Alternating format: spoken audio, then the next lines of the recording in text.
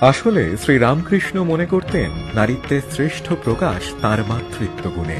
সেজন্যে নিজের স্ত্রীর মধ্যেও জগতের নিখিল মাতৃরূপের সারভূতা বিগ্রহকে প্রত্যক্ষ করে ভক্তিসহ তাকেই পূজা করেছিলেন এবং জগৎকে বুঝিয়ে দিয়েছিলেন সমাজে নারীর স্থান কোথায়। আর এভাবেই সাধক শ্রেষ্ঠ রামকৃষ্ণ তার সাধক জীবনের চূড়ান্ত তপস্যাব্রত চরিতার্থ করেছিলেন ফলহারিণী অমাবস্যার এই পুণ্যতিথিতে, যা বাংলার বিশিষ্ট কালীপুজোর তিথিগুলির মধ্যে আজ অন্যতম। তবে এখানে ফলহারিণী শব্দের অর্থ ফল আহারকারিণী নয়, ফল হরণকারিণী।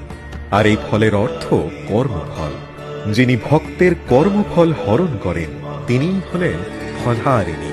অর্থাৎ ফলহারিণী তিথিতে দেবী কর্মপাশের বন্ধন ছিন্নকারিণী, মুক্তিদায়িনী বরদা, সাধকের চিরকাঙ্ক্ষিত মুক্তি প্রদায়িনী, সর্বকর্ম ফল হরণ